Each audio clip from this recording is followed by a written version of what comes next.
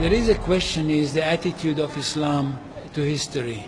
And in fact, what we find, the basic attitude is that all history is in fact an Islamic history. That means that all the major figures of history basically are Muslims. From Adam down to our own time. So if the Jews or the Christians are demanding something and basing it on the fact that there was a king called Solomon, or a king called David, or a prophet called Moses, or Jesus, then of course what they are doing, they are saying something which is not true, or in fact they don't know that all these figures were basically Muslim figures. They were, in fact, since the creation of the world, there is only one religion, and this is the religion of Islam.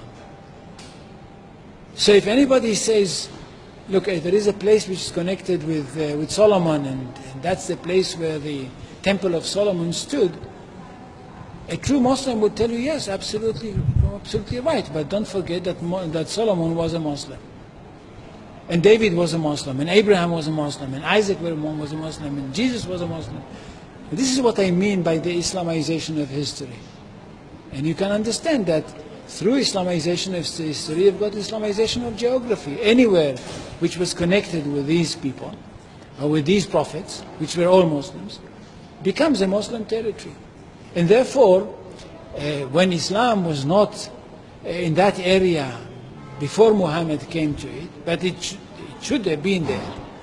In that area, I mean in the Middle East or other parts outside the Middle East, which are now Muslim parts.